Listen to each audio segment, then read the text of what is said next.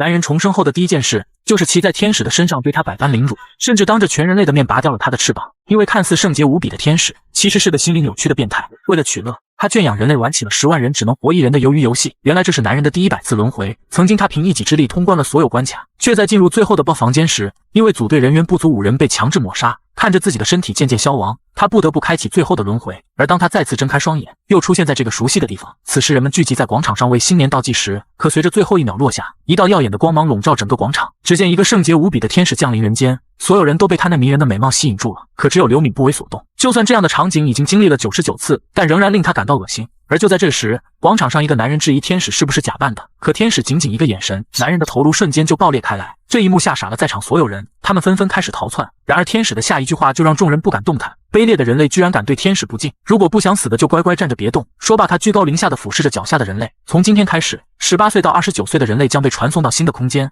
在那里你们要做的事情只有一个，那就是完成任务。当然你们也可以认为，只有完成任务的人才能活下来。此话一出，众人再次陷入了恐惧。可不等他们反应过来，一道霞光瞬间笼罩天际，全球18亿人类被传送到了一个陌生的世界。随着游戏正式开始，刘敏一如既往地选择了曾经的模样，名字依然是黑色镰刀。这副身体自从第12次轮回后就一直在使用，以至于他都有一种这才是本体的错觉。不过当他再次看到自己的属性面板，刘敏也不由得叹了一口气。轮回了99次，又得重新开始。与此同时，草原上再次响起了天使的声音：看来你们都很喜欢新的身体，那么接下来就看看我送给你们的礼物吧。只见所有人的物品栏中赫然出现了一个符文碎片，一及时使用就能获得随机天赋。不等众人反应过来，天使只是随手打了一个响指，众人眼前突然弹出了一个任务窗口。第一回合，每人击杀100只哥布林。下一秒，一道金光从天而降，远处赫然出现了一只哥布林。就在众人以为能像打游戏一样轻松时，天使的脸上却露出了狰狞的笑容。紧随着无数道亮光再次降临，一群哥布林挥舞着武器朝着他们疯狂袭去。面对如此数量的怪物，所有人都被这一幕吓愣在了原地。而就在这时，刘敏默默地穿过人群，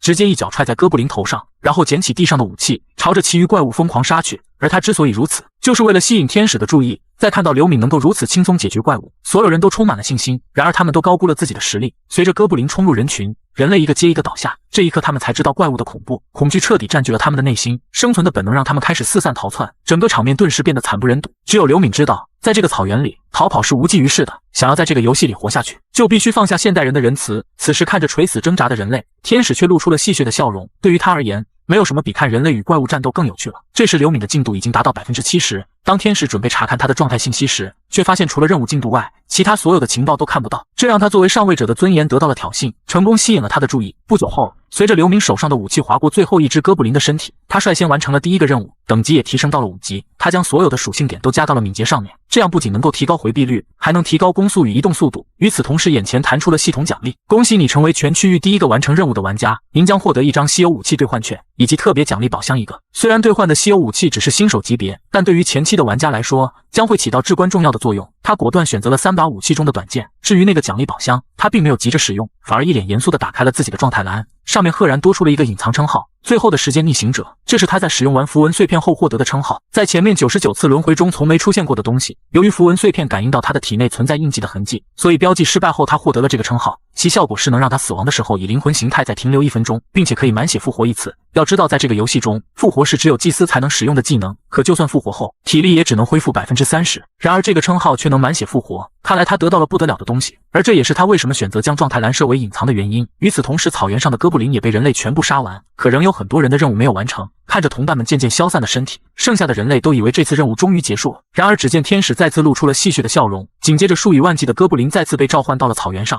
精疲力尽的人们不得不再次投身到战斗中。随着完成任务的人数不断增多，当通关人数达到5143人时，所有的怪物却突然消失得无影无踪。通关的人数已经超过该区域的一半，那么剩下的人就消失吧。说罢，一道道金光从天而降，将没有完成任务的人全部笼罩。下一秒，他们便化为点点星光，渐渐消散。而这时，天使也将目光落到了刘敏的身上。没想到我负责的区域竟然出现了全区域第1名，难道你是得到了什么特别的符文吗？然而此话一出，他就后悔了。不过却正中刘敏下怀，他不急不缓地反问：你不是可以看到我的状态窗口吗？天使只能故作镇定，表示他当然知道，只不过是随口一问而已。看到天使露出了破绽，刘敏乘胜追击，向他提出了一个要求：作为第一个通关的人类，我希望你能给我更好的奖励。在场所有人都露出了不可置信的表情，天使的神情也骤然阴沉下来。区区一个蝼蚁竟敢当众羞辱于他，此刻他只想狠狠捏爆这该死的人类，然而他现在却什么都做不了。不过很快他就想到了新的方法，原本我可以马上拒绝你，不过有一个好主意，不如我们换个地方好好谈谈吧。闻言众人都投去了羡慕的眼神，刘明也并没有拒绝，于是跟着天使独自前往树林深处。当两人来到了树林中心，此时天使的脸上却露出了一抹厉色，若不是不想被上面的人追究责任，他早就对这个贪婪的人类动手了。不过只要过了这个地方，没有目击者的情况下，他就可以毫无顾忌。然而就在他转身询问刘明想要什么奖励时，迎接他的却是狠狠的一拳。他不可置信地看着眼前的男人，区区人类竟敢打他。可就在他回过神的时候，刘敏的声音已经从原地消失，下一秒便出现在他的身后，紧接着不动声色抓住他的翅膀，随着一声撕裂响彻天际，刘敏硬生生扯下了天使的翅膀。装什么逼？你现在是逃不掉了吧？说罢再次用力将另一扇翅膀扯下。此时天使再也没有了刚才的傲慢与戏谑，他满脸痛苦地看向刘敏，你为什么要这么做？只见刘敏缓缓举起天使的翅膀，上面赫然藏着一柄锋利的匕首。你不是打算用匕首杀了我吗？天使却极力否认，他从来没有这样想过。只见刘敏微微一笑，布里尔，你不用说谎，你的心事都已经写在脸上了。天使彻底愣住了，这个男人怎么会知道他的名字？然而不等他继续追问，刘敏便抽出了那把稀有武器。看到武器的那一刻，天使彻底慌了，你到底要干什么？难道不怕被我爆头吗？闻言刘敏却丝毫没有动容，因为他知道天使在这个地方已经没有杀他的能力了。说罢他一个闪身出现在天使身前，短剑毫无阻力地没入了天使的心脏。鼻子同时刘明的耳边响起了提示，恭喜您成为第一个杀死天使的玩家，成功获得天使之血以及虐杀符文。原来在这个世界，玩家只要到达了10级就能转职成各种职业，而转职的条件也非常简单，只需要通过狩猎或者满足一些简单的要求，就能获得相应的转职道具。但却有一种例外，那就是唯一性隐藏职业。在所有的玩家中，只有一个人能在特定的条件下获得其转职装备，而唯一隐藏职业不仅拥有额外的能力值，还能获得专属符文和技能。作为第一个杀死天使的人，刘敏得到了转职唯一隐藏职业死神的道具。不过对于这些他却不是很在意，毕竟他已经轮回了99次，曾经他凭借这一职业到达了最后一关，但最终还是回到了一开始。不过看着手上新获得的虐杀符文，他倒是感到很开心，毕竟这个符文能让他在同一回合内每击杀一个敌人就提高1%的能力值。待将符文吸收完毕，他打开了作为全区第1名的奖励宝箱，请在下面特殊奖励中选择一项。对于现在的刘敏来说，快速提升到10级，完成转职才是最重要的，所以他果断选择了3倍经验加成。这已经是他最后的轮回，没有退路可言，所以为了变强，他必须不择手段。随着这个世界渐渐消散，所有人的灵魂重新回归到了现实，人们都以为刚才的一切不过只是一场梦。然而有人却发现仍有一些人躺在地上没有反应，在确认他们都已经失去生命后，人们这才彻底认清现实。直到有一个人无意间说了一句状态难，他的眼前赫然出现了属性窗口。这时人们才发现，原来他们在梦中获得的能力竟也被带回到了现实，只要轻轻一用力，就将坚硬的石头捏成粉碎。与此同时，世界各地开始争相报道凌晨发生的事情。看着屏幕上而定报道，刘敏陷入了沉思，因为他知道这只不过是刚刚开始，随着玩家的等级越来越高，他们在现实中的能力也会越来越强，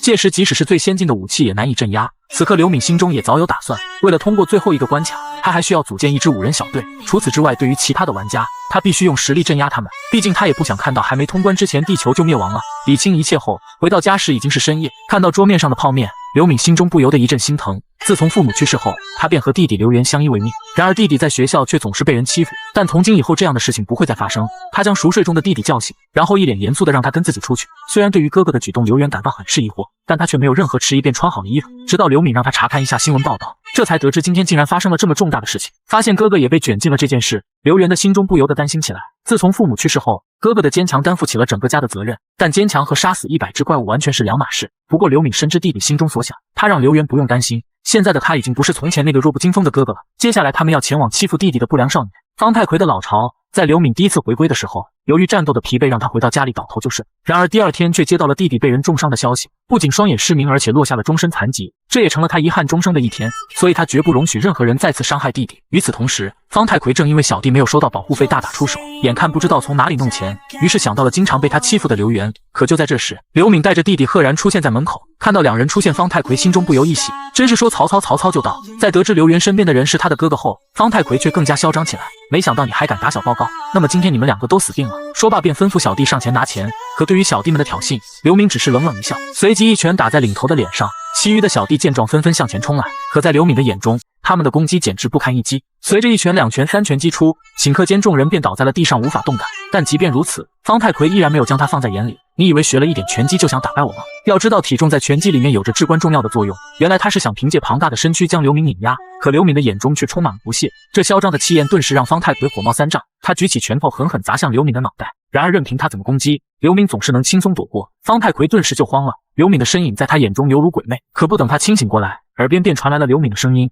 接下来该轮到我了。”只见一股蓝色火焰从他的手上迸发而出，下一秒径直轰击在方太奎的脸上。突如其来的攻击直接将方太奎打懵，他满脸的不可置信，从来没有人敢这样对他。于是他再次奋起拳头朝着刘敏袭去，他认为只要能打中一拳就一定能将此人击败，可这一切不过只是徒劳，在玩家面前普通人的攻击简直就是儿戏。当一拳接着一拳轰击在他的脸上，方太奎这才知道两人之间的差距，他跪倒在地上苦苦哀求，可刘敏却没有丝毫怜悯。曾经弟弟受的伤害，即使轮回无数次，那种感觉也永远都无法忘记。此刻他的脸上只有深渊般的寒意，他默默地抓起方太奎的手：“你不该动我的弟弟。”说罢，只听咔嚓一声传出，方太奎的5根手指尽数被折断，随之而来的便是杀猪般的嚎叫。可刘敏并没有就此放过他，当一声脆响再次传出，方太奎也彻底变成了废人。将一切解决完毕，对于刚才的一切，刘元感到很是惊讶。难道哥哥偷偷学习了武术吗？对此刘敏只是微微一笑，这就是玩家的能力，而他之所以能够轻松躲开攻击，就是因为他将异世界的能力值带到了现实。不仅如此，玩家还能召唤异世界的物品，就像这样。说罢，他的手上泛起一阵霞光，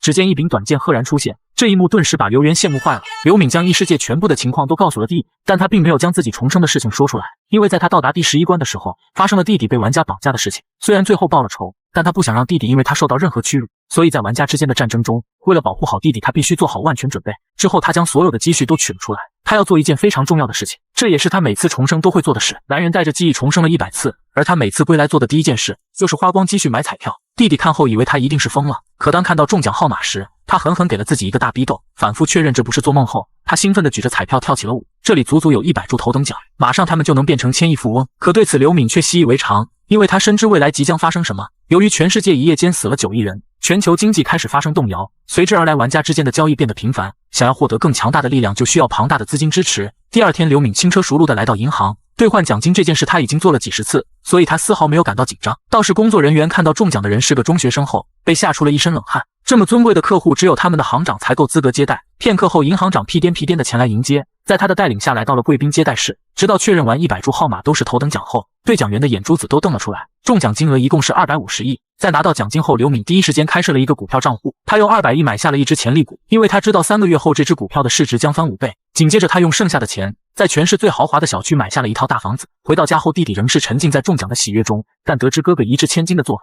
他的脸上写满了疑惑。对于弟弟的不断追问，刘敏只能找个理由搪塞过去，表示他在梦中梦到过4次中奖号码，所以钱的事情不用担心。不久后，刘敏带着弟弟来到了新的住处，这里作为全市最豪华的小区，其物业费就高达每月2000万，但刘敏却丝毫不心疼，因为这里的安保是 H 国最顶尖的。由于每月1号玩家的灵魂都会进入游戏世界，届时玩家的本体都将陷入沉睡，除了天灾之外，若是有人雇佣杀手对玩家下手，那他们将毫无反抗之力，所以一个安全的环境是必不可少的。与此同时，一处僻静的地方，一名男子狠狠一拳砸在墙上，墙面在剧烈的轰击下瞬间就碎裂开来。此人正是刘敏的同学黄永明，在学校的时候就是个恃强凌弱的混蛋。作为通关第1回合的玩家，他将所有的属性点都加到了力量上面，信心暴涨的他又一次把目标放到了刘敏身上。只因刘敏在人群中多看了他一眼，便毫不犹豫地来到他的家里，想要借此好好教训一番。可敲了半天门都没有任何回应，直到房东被噪音吵醒，才从他的口中得知刘敏一家早上就搬离了此处。黄永明虽然感到很是震惊，但他并没有打算就此作罢。而另一边，刘敏很快就收到了黄永明打来的电话，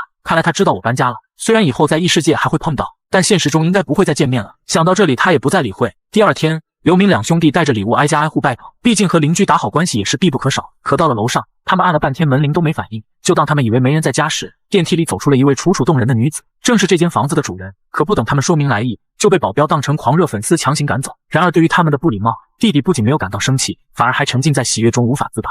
没想到我们的邻居竟然是当红明星徐雅玲。刘敏听后却是一头雾水，徐雅玲是谁？与此同时，徐雅玲回到房间后却露出了一脸的愁容，她不知道这个世界为什么会变成这样。许多比她出色的前辈都在第1回合中失去了生命，而她勉强能再活下来，也是靠着保镖的帮助。虽然对于保镖的实力她并不怀疑，但作为公司安排给她的经纪人，始终觉得他是在监视自己。此刻她想到了那个犹如魔神般的男人，和他比起来，所有人都失去了光彩。拥有如此强大实力的人，在现实中又是怎样的人呢？若是能待在这个强者的身边，或许他第2回合也能活下来吧。随着第2回合游戏正式开始，所有玩家都被准时传送到了异世界。虽然这一次他们没有之前的惊慌失措，但心中依然还是充满了恐惧。当他们发现这一关卡换了一个新的天使，都露出了惊讶不已的表情。可还不等他们反应过来，天使便开始讲解第2回合的规则。这一关玩家不需要与怪物厮杀，只需要在3个小时后选出1名区域领导，完成投票就可以被传送回家。而那名被选出的领导者不仅能拥有操控他人的能力，而且还可以随意决定他人的生死。听到第2关的规则，所有人都露出了喜色，这代表着每个人都能活着离开这里。然而唯独刘敏的脸色越发凝重，因为只有他知道，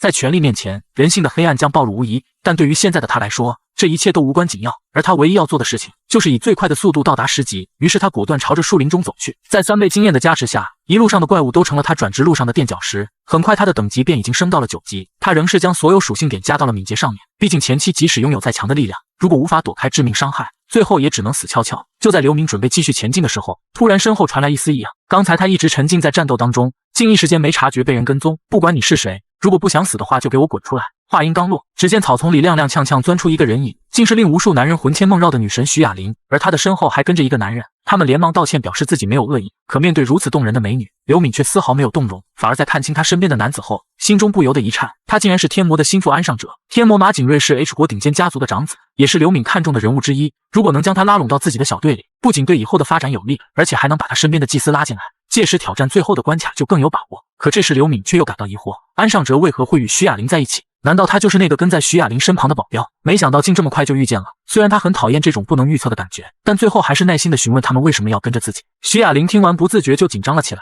她颤颤巍巍地表示想要和他组队，然而刘敏却毫不犹豫地拒绝了他的邀请。现在的他不想浪费任何时间，说罢转身继续往树林深处走去。看着刘敏渐渐消失的背影，徐雅玲整个身体都瘫软在地上，刚才那强大的气场压得她快喘不过气来。与此同时，刘敏的身影继续穿梭在丛林中，所过之处怪物无一幸免于难。当第65只怪物被斩杀的时候，他也顺利到达了10级，同时他的耳边也响起了系统提示，支线任务已开启，请在投票前完成转职，成功转职将获得装备5折优惠券。他果断掏出了那瓶天使之血，在按下确认按钮后，随着一道霞光笼罩全身，他顺利转职成了唯一隐藏职业死神。在使用镰刀武器时，攻击力将提升2倍，并且在晚上可以额外增加 50% 的攻击力。与此同时，他获得了死神的专属技能，以及一把专属武器死神镰刀。除此之外，作为第一个转职的玩家，他还学会了价值2万金币的公用技能追踪，只要目标的昵称和样貌一致，就能被完全追踪到。于是他直接对黄永明释放了这个技能。令他没想到的是，这家伙竟然离他不到200米。他循着箭头的指示朝着黄永明走去，而这一边安尚哲正带着重伤的徐雅玲疯狂逃命，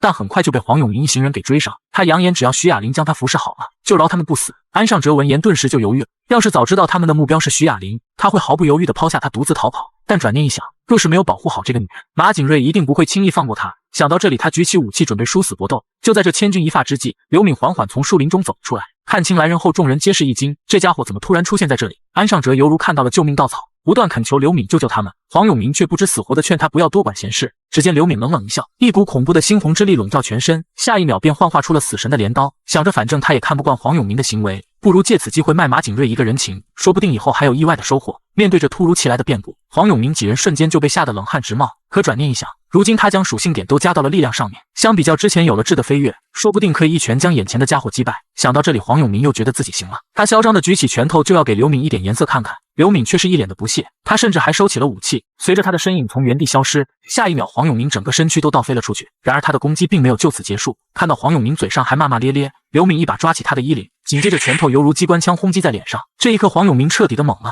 自己究竟是惹到了怎样的存在？就在这时，有人竟不讲武德想要搞偷袭，可他的攻击又怎么伤得了 buff 加满的主角？只见几个闪身便轻松躲过了袭来的剑士。既然你动用了武器，那就别怪我不客气。说罢，那猩红的镰刀再次出现，随着几道血影划过虚空，几人便倒在了血泊当中。不过刘敏并没有直接取走他们的性命，相较于让他们痛快的死掉，不如让他们感受死亡带来的恐惧更为美妙。解决完这几个卡勒咪，他转头看向躲起来的黄永明，不等他从惊恐中反应过来，下一秒同样斩下了他的一只胳膊。剧烈的疼痛让他发出了杀猪般的嚎叫，可刘敏心中却没有丝毫怜悯。相比较他们给自己带来的折磨，这点痛苦根本不值一提。而刚才的一幕幕也让安尚哲感到一阵胆寒，能如此果断决绝的男人，也就只有马景睿能与之媲美了吧。他们再次向刘敏表达了救命之情，可圣母徐雅玲却又担心起这些人会不会就这么死掉。他的想法不禁让刘敏也感到一阵厌恶，太心软的人在这种地方都不会有好下场。不过最后刘敏还是留下了几人的性命，这并不是因为他圣母心泛滥，而是在如今的情况下，通关人数越少反而会对局势越不好。至于安尚哲担心的不斩草除根会后患无穷，刘敏却丝毫没放在心上，就凭这几个人对他还造成不了任何威胁。随着第2轮的通关规则被公布，草原上的玩家都在为了选谁当区域领导争论不休。就在他们吵得不可开交的时候，一名绿发青年站了出来，他建议大家不要再这样浪费时间，得尽快选出一个领导者才行。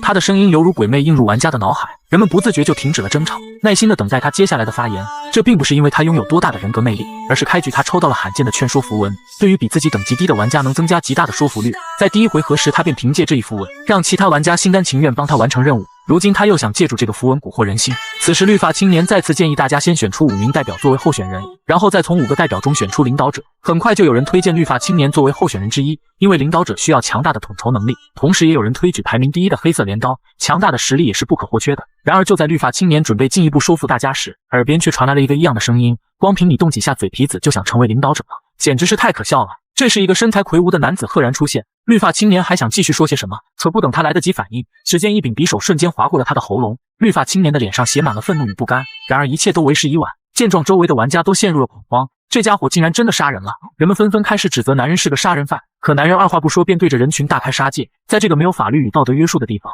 人性的恶彻底暴露无遗。他举起武器威胁剩下的人，如果谁不给我投票，那么下一回合我一定会杀了他。恐惧彻底笼罩了整个草原，而男人之所以这么做，就是为了得到掌控他们生死的权利。他要杀掉黑色镰刀，取代他成为这个区域的第1名。可他永远都不会想到，此时的刘敏已经不是他能觊觎的对象。当刘敏的等级到达了16级，树林中的怪物几乎被他消灭殆尽，而投票的时间也即将到来。随着一道亮光闪过，当刘敏再次睁开眼睛，已经回到了草原之上，可映入眼帘的却是满地的尸体。看来这一次掌握局势的是排名第2的赵二狗。这个家伙凶残暴力，是个不定时的炸弹，虽然很想快点将他解决，但现在还不是时候。看到刘敏出现在草原上，赵二狗竟嚣张地朝他走来，并且扬言只要成为他的部下就放他一马。刘敏却是冷冷一笑，若是你跪下来求饶，我倒是可以放你一马。说罢，那柄死神之镰再次出现在手上，那骇人的气势也让赵二狗为之一颤。这家伙什么时候弄到了武器？此刻赵二狗的脸上冷汗直冒，可明知现在敌不过对方，仍是不知死活的继续挑衅，然后掏出武器想要以死相拼。可刘敏却丝毫没有动手的意思。在第3回合，这个家伙还有利用的价值，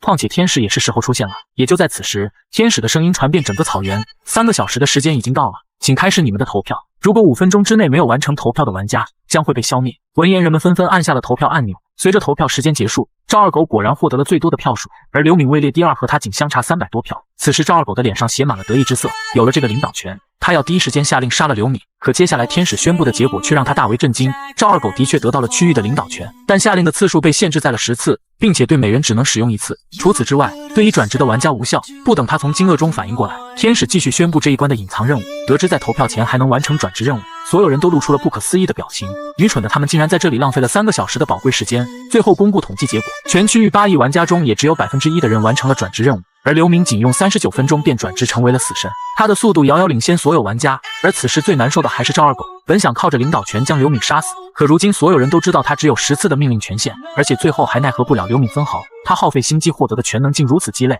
还让他得罪了其他5000名玩家，没想到小丑竟然是自己。与此同时，作为全区域排名第1的玩家，刘敏转职为死神这一职业也引起了天使的注意，并且对于他的昵称和职业如此相似表示了质疑。难道你提前知道死神这个职业吗？可对此刘敏却并未多说什么，因为即使是天使也不知道转职为死神的过程，他将一切都归结到巧合上面。所有的信息公布完毕后，接下来就是发放排名奖励。作为全区域第1名，刘敏获得了一张低级装备兑换券以及特殊宝箱1个。同样的，他选择了最适合自己职业的皮甲，还有就是第3回合30%经验加成的棒。很快第2回合也正式结束，所有人的灵魂都被送回到了现实的身体里，而那些在游戏中缺胳膊断腿的玩家回到现实后也都毫发无损。而这一边，徐雅玲回到现实后一直在思考该怎么回报黑色镰刀的救命之恩，难道要以身相许吗？回到现实后，刘敏便开始着手调查安尚哲的真实身份，当即发动了追踪技能，目标距离他只有9米，果然他就是徐雅玲的保镖。突然屏幕上2人的距离正在急剧扩大，深夜不好好休息还到处跑，看来是要去找那个男人。当即刘敏便穿好衣服紧跟其后，一路尾随，果然来到了马景瑞公司楼下。而这一边，安尚哲一进门就对马景瑞一连串的彩虹屁，看到您在全区排行榜中获得了第2名，作为您的下属真是我的荣幸。马景瑞知道安尚哲深夜前来，肯定不是仅仅为了拍他的马屁，想必一定是有所求，他也不绕弯子，直接询问他想要知道什么。原来安尚哲看到马景瑞转职成了黑暗骑士，也想知道这个转职道具如何获得，可对于这个问题马景瑞却选择了隐瞒，只是淡淡的解释不过是运气好，杀了几个怪就掉落了。可其实不然，他的转职道具在第1回合就获得了。当他使用赠送的符文碎片时，得到的就是这个黑暗骑士符文，一旦达到10级就会自动转职成唯一职业黑暗骑士。不过这个情报他并不想让任何人知道，毕竟人都是善变的动物，哪怕是视为亲人的下属也不行。随后安尚哲将异世界被人追杀的事汇报了一遍，听到这里马景瑞的脸色瞬间阴沉下来。安尚哲作为他最忠心的下属，而徐雅玲也是他旗下公司的财产，动他们就等于打他马景瑞的脸。追杀你们的难道是黑色镰刀吗？安尚哲闻言连忙解释，反而是黑色镰刀救了他们，并且还没有接受他们任何的回报。得知这一情况，马景瑞对黑色镰刀的身份越发感兴趣。他叮嘱安尚哲在下一回合若是遇见黑色镰刀，一定要向他表明我马景瑞欠他一个人情。与此同时，刘敏确认完马景瑞的位置后，便原路返回了家里。对于要不要让马景瑞加入小队，他还在考虑。马景瑞的黑暗骑士虽然是个超级厉害的职业，但却有一个非常致命的弱点，那就是想要使用黑暗骑士的灵力，就必须为其充能黑魔力。但黑魔力无法通过普通的方法获得，只有不断的杀戮才能为其充能。但换个角度想，这么变态的设定倒是很符合马景瑞的性格，让一个疯子成为伙伴的确有些危险。好在除了马景瑞之外，他还有很多优秀的人选。第二天，他来到了当初购买彩票的那家便利店，对于给便利店带来的麻烦表示抱歉，他递给老板1000万作为补偿。原来因为他连续中了4次头等奖，国家颁布信息直接暂停了彩票的销售，导致便利店的营业额急剧下滑，现在连房租都快交不起。不过善良的老板并不想收下这1000万，然而刘敏放下支票后转身就离开。而就在这时，一个女生从老板手上拿过支票，随后便跟在刘敏后面追了上去，并且直接喊出了刘敏的名字。对于这个女生的呼唤，刘敏感到很是疑惑，她转身询问来人是谁。听到刘敏的询问，女生感到一阵尴尬，我是你的同班同学朱莉。刘敏随口说出自己有点脸盲作为推辞，然而其实这一切都不过是刘敏的表演，她早就知道这个女生是她的同学，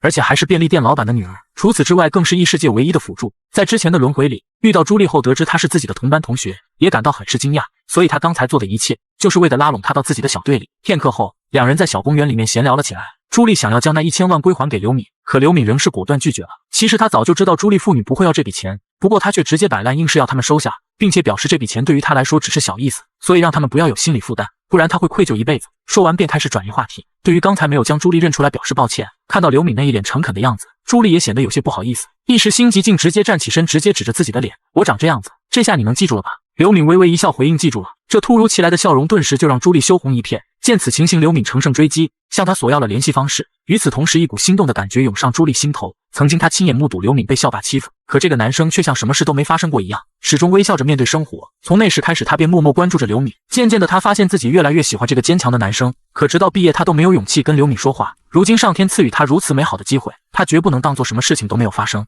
于是转身叫住了准备离开的刘敏。就在朱莉确定完自己的心意后，终于鼓起勇气向刘敏提出了约会的邀请。刘敏并没有拒绝，果断地答应了下来。第二天清晨，两人便早早来到了约会地点。看着眼前这个帅气的男生，朱莉曾经无数次幻想过这样的场景，但真的发生后又不知道该说些什么。最后还是刘敏提前打破了这样的尴尬，两人这才闲聊了起来。很快两人便聊到了异世界发生的事情。朱莉很高兴地表示，她刚升到10级就意外获得了转职成辅助的道具，说着她的手掌上便泛起了一抹绿光。刘敏只觉一股暖意席卷全身，这个技能可以提升玩家50%的能力值，并且持续3个小时，不愧是唯一辅助职业的技能，这效果是其他职业永远无法比拟的。对此朱莉却并不在意，她开心地表示如果有需要可以随时找她。突然她似乎想到了什么，当即便从口袋里掏出一枚紫色水晶，这是她在打怪时得到的物品，虽然不知道具体有什么用，但为了感谢那1000万的帮助，她希望刘敏能收下这个东西。片刻后两人便结束了这一次的约会。走在回家的路上，刘敏却越发的兴奋起来，随即拿出了那枚紫色水晶。虽然相关的说明很少，但她却知道这东西的真正价值。当玩家到达20级以后，便可将其与装备融合。这种水晶共有7种颜色，每种颜色会使装备增加不同的属性值，但唯独紫色最为珍贵，可以提高全部属性值，所以20级后变成了无数人梦寐以求的物品。没想到他竟然毫不费力就得到了，只可惜现在的他还没到20级。想到这里，他也不再过多停留，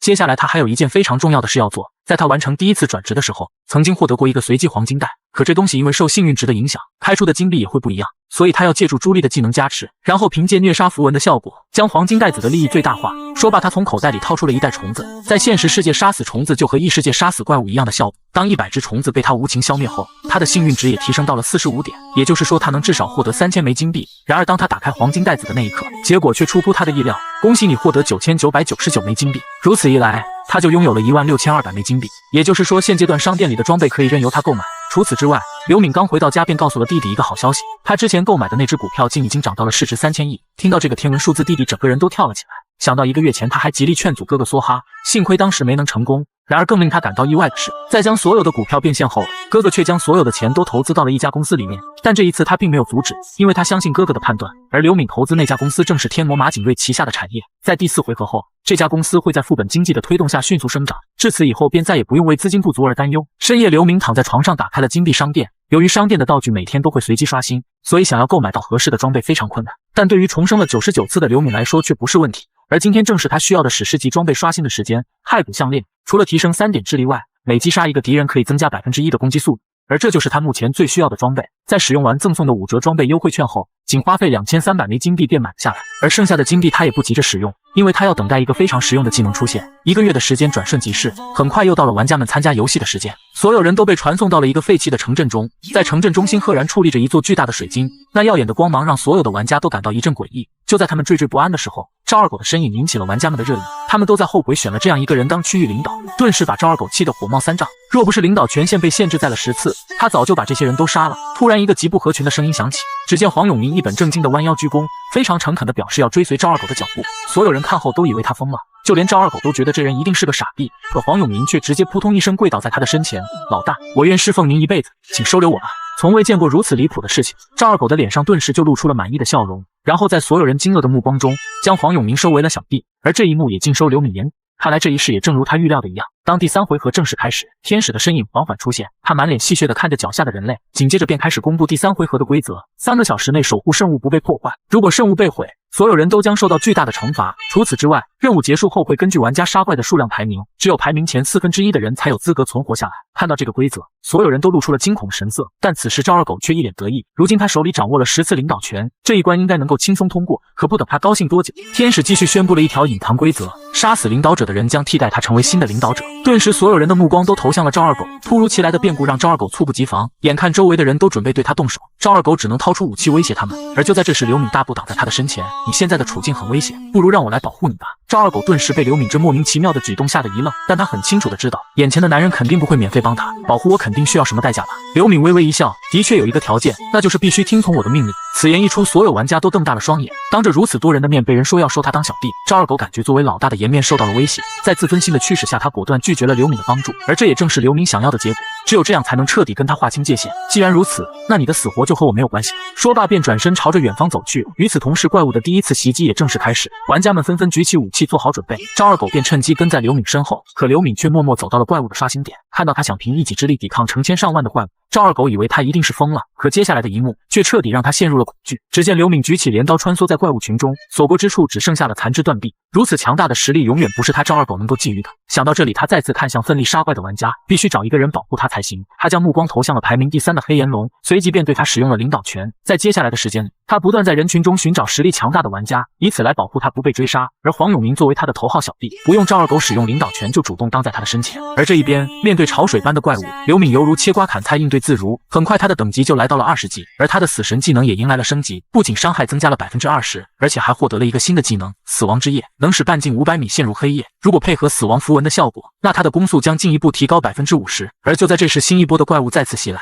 如此正好可以试试他的新技能。说罢，一股黑暗之力向周围扩散，在黑夜的笼罩下，怪物们都被遮蔽了双眼，迎接他们的就只剩下死亡的降临。此时刘敏的金币已经累积到了2万枚，他打开金币商店，购买了期待已久的技能洞察，30米内的一切动向都能被他清晰掌控。随着怪物的进攻越来越疯狂，5000名玩家也只剩下了3000名。而这一边，赵二狗已经将10次领导权全部用完，一群人将他围在中间死死护住，可偷袭的人却越来越多，最后能保护他的人也所剩无几。见状，赵二狗只能在掩护下拼命逃跑。他跑到了刘敏身边祈求保护，可看到他后，刘敏却神情冷漠：“我不需要没有领导权的部下。”此刻赵二狗真后悔当初为什么没有接受刘敏的要求。对着追杀他的人越来越多，所有人都露出了幸灾乐祸的表情。就在赵二狗以为自己必死无疑的时候，黄永明站了出来，他嘴上说着：“老大，我一定会保护好你。”可下一秒却直接一拳轰击在赵二狗的脸上。赵二狗还没从惊喜中反应过来，就彻底陷入了绝望。在黄永明疯狂的输出下，赵二狗就此领了盒饭。随着系统提示响起，黄永明成为了新一任的区域领导者。得到领导权后，黄永明露出了猥琐的笑容，这下他终于可以玩弄徐雅玲了。正当他沉浸在自己的美梦中时，如此残暴的手段很快就引起了其他玩家的不满，而他也成为了下一个众矢之的。见形势不妙，他做的第一件事就是跑到刘敏身前：“如今我拥有了领导权，只要你能保护我，我就当你的小弟。”这副有恃无恐的态度让刘敏感到很是不爽，他没有立刻答应下来，反而朝着黄永明冷冷一笑：“如果想要我的保护，那就跪下来求我吧。”看着身后虎视眈眈的玩家们，黄永明短暂挣扎后选择抛弃尊严，扑通一声就跪倒在地上，并且保证什么事情都听他的。很快，有了刘敏的保护，玩家们只能识趣的离开。渐渐的任务也即将接近尾声，可就在这时，刘敏向黄永明提出了一个要求：接下来的时间，利用你所有的权能将圣物摧毁。听到这话，黄永明震惊了，可他想的不是摧毁圣物后会面临什么惩罚，而是想着如果没有领导权又该怎么得到徐雅玲。于是他抱着侥幸心理想要争取留下一次全能，可刘敏却不容置疑拒绝了他的请求：如果你不想死，就按我的要求去做。说罢便报出了10个人的名字，并且要求控制他们前去破坏圣物。就在刚才，在全能的驱使下，被点名的10名玩家开始疯狂攻击水晶，其他玩家看后都以为他们疯了。可不等他们来得及阻止，随着一声破裂传出，5000名玩家拼死守护的圣物就这样被破坏。与此同时，所有人的耳边响起了系统提示：主线任务失败，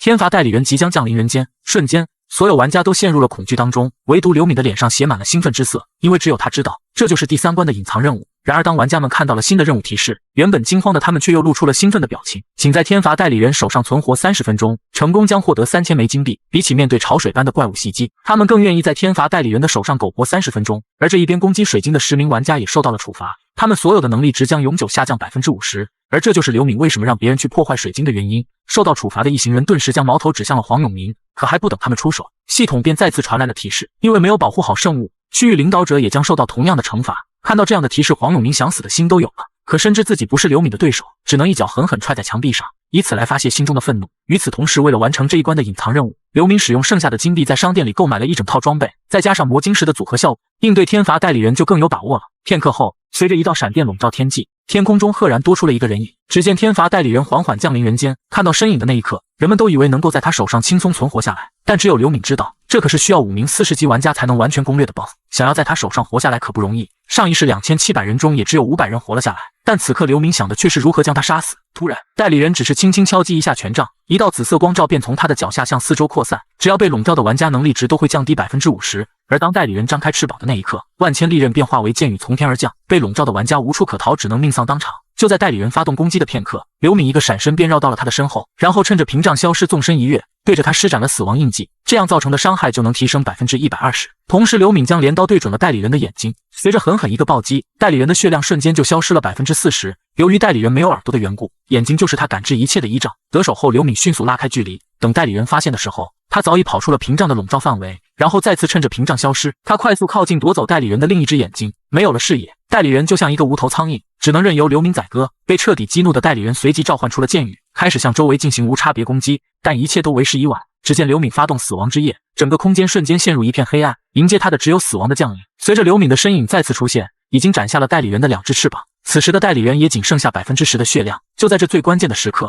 代理人的被动技能触发，他进入了无敌状态。刘敏见状赶忙拉开距离，看到代理人只能做着无谓的挣扎，刘敏的脸上再次露出了一抹厉色。当1分钟无敌时间结束，刘敏一个瞬移来到代理人身后，随手一刀便斩下他的头颅。恭喜您成功击杀天罚代理人，获得12300枚金币。与此同时，作为第一个杀死天罚代理人的玩家，您将获得光辉符文以及万能浓缩药水。而这正是刘敏为什么要杀死天罚代理人的原因。在未来面对神圣系敌人时，他可以减少 80% 伤害，与此同时每一级能增加1点智力，以及提高神圣系技能 1% 的效果。也就是说，现在的他额外增加了30点智力和 30% 的技能效果。另外，万能浓缩药水作为制造神装不可或缺的材料，他离既定的目标又近了一步。就在第3回合游戏结束后，刘敏再次以全区域排名第1的成绩拿到了最终奖励，1枚终极稀有戒指以及24000枚金币。只是令所有玩家没想到的是，他不仅一个人就斩杀了3600头怪兽，甚至等级还遥遥领先全区域所有玩家，达到了30级，这让一些人不得不怀疑他是不是提前知道了攻略这一关的方法。就在他们众说纷纭的时候，天使公布了一个残酷的消息，根据每个人在这一回合的贡献值，只有排名前1225名的玩家才能活下来。那些没达到排名的玩家们瞬间就慌了，可任凭他们怎样呐喊都无济于事。随着数千名玩家的身体化为一道道流光，其他玩家的意识也重新回归到了现实。此时徐雅玲猛然清醒，能在这一关活下来，她感到非常庆幸，而这都要感谢她获得的唯一职业召唤师。在召唤兽的帮助下，不仅获得了区域排名第3的成绩，而且还得到了1枚紫色魔晶石。若是把它送给黑色镰刀，不知道他会不会高兴。而另一边，黄永明刚回到现实就接到了朋友的电话，那10个被点名的玩家都是他的好朋友。面对他们愤怒的责骂，黄永明还想狡辩，最后也只能落得个众叛亲离的下场。与此同时，安尚哲立刻将游戏内发生的事情汇报给了天魔马景睿，得知徐雅玲不仅活了下来，而且还转职成了唯一职业，马景睿顿时就来了兴趣。他吩咐安尚哲若是喜欢，可以尝试和徐雅玲交往。安尚哲闻言神情立刻就慌张起来，当然，我不是让你真的和他交往，只有将他的弱点握在手中，才能真正为我所用。安尚哲面露尴尬，轻叹一口气，马上就答应了下来。但很快他神情一转，满脸愧疚的深鞠一躬。对于之前马景睿安排的任务他没能完成，不仅没有帮上黑色镰刀的忙，甚至连马景睿的话也没能转达成功。马景睿听后并没有责备他，毕竟连天罚代理人都能独自斩杀，有这番实力确实不需要别人的帮助。此刻马景睿也陷入了沉思，对于这样一个强大的存在，他也越发的感兴趣。就在这时，安尚哲提到了集团股票的事情。前段时间一个神秘人收购了他们 31% 的股权，一举成为了集团最大的股东。听到这话，马景睿顿时感到无比震惊，这么大的手笔他也不确定是谁在捣滚，难道是他的几个兄弟之一吗？想到这里，他向安尚哲要来了神秘人的电话。与此同时，刘敏正躺在床上思考接下来的行动，但很快就接到了马景睿的电话。虽然这个电话他已经等了很久了，但他还是表现出一副毫不在意的样子。两人经过一番表面工作后，马景睿提出今晚约见的请求，但却被刘敏果断拒绝。他将时间推迟到了明天晚上，因为今晚有一件非常重要的事情要做。在和马景睿见面之前，他还需要将那个符文收入囊中。一般来说，符文可以在特定的回合或者特定的场所，通过特殊奖励以及打怪获得。但刘敏却知道一个不为人知的方法，那就是从现实世界中获得。当然，获得的条件也相当苛刻。在他第11次重生的时候，为了解救被绑架的弟弟，意外得知了获取心之符文的方法。当时他独自面对绑匪，然而绑匪却用弟弟的性命威胁他说出游戏中的隐藏情报。刘敏本以为能简单糊弄过去，没想到绑匪却说出了他是重生者的秘密，而这都是因为他拥有窥探他人内心的符文——心之符文。刘敏重生的秘密终于还是被发现了，而这一切都要从这个男人说起。男人名叫张氏，在第一回合时获得了让身体闪光的符文，可他想的并不是怎样凭此在接下来的关卡活下来，而是借着自己闪光的能力，尾随美女做些见不得人的事。一次偶然，他将咖啡店的美女老板绑到了一个废弃仓库。面对这个禽兽不如的男人，美女老板只能无助的不断祈求放过他。而正是他发自内心的恐惧，让张氏在这里意外获得了心之符文，因此得到了窥探他人秘密的能力。此刻刘敏早已埋伏在仓库的角落里，他不仅要对这个绑架弟弟的人进行报复，而且还要在他之前提前获得心之符文。与此同时，张氏再一次将美女老板绑到了这个仓库。就在他准备上下其手的时候，刘敏的身影缓缓出现。我劝你最好别乱动。被突如其来的声音打断了接下来的动作，张氏顿时就火冒三丈，他转身叫嚣着哪个不知死活的家伙敢坏他的好事。然而下一秒，只见刘敏一个闪身便出现在他身前，镰刀精确无误地命中了张氏的老二，一声淡碎的声音响彻整个仓库。刘敏趁此机会解开美女，让她先行离开。被刚才的暴击彻底激怒，张氏掏出武器就要宰了眼前这个家伙，可他怎么可能是刘敏的对手？当刘敏手上的镰刀再次划过虚空，张氏握着武器的那只手便不翼而飞。我们的游戏才刚刚开始，说着他的身影便再次从原地消失。待张氏反应过来，他的身上已经多出了几道血痕，内心的恐惧让他不自觉就颤抖起来。他知道如果再这样下去，自己必死无疑，于是张开手臂想要动用闪光符文，可身上的白光还没有散发出去，就被一股深不见底的黑暗吞噬。早知道他会动用这一招，刘敏就提前使用了死亡之夜，在黑暗的笼罩下，任何光明都将被吞没。随着刘敏的身影再次消失，死神的镰刀再次划过了张氏的身体，没有了四肢的支撑，张氏痛苦地倒在地上。此刻他的眼中写满了惊恐之色，他不知道为什么这个男人要这样对他，明明他们之间无冤无仇。然而刘敏只是冷冷一笑，像你这种只会危害社会的虫子，若是放任不管的话，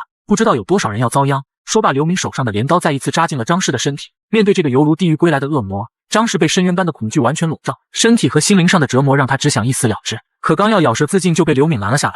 你以为我会这么轻易让你死吗？说着，镰刀再一次断绝了张氏一切行动能力。张氏倒在血泊当中，不断恳求杀了他。可刘敏的神情依旧冷漠。我跟你素未谋面，你为什么要这么做？我们之前也并不能算没有见过，毕竟未来你不仅会绑架我的弟弟，而且还会得到心之符文，所以我必须替未来解决你这个祸患。然而听到这话，张氏却更加疑惑。可不等他继续开口，刘敏便将镰刀卡在他的嘴里。刚才在张氏求死的时候，他已经得到了心之符文，而现在他要做的就是测试这个符文的效果。随着恐惧将张氏的整个身体彻底吞没，他就这样没了声息。聆听到张氏内心那无比痛苦的恐惧，刘敏也看到了自己想要的效果。不过接下来他还得将这里收拾一下，于是便发动了公用技能清除痕迹。随着一团绿火将周围的一切焚尽，所有的事情都处理完毕，明天只需要安心和马景睿见面了。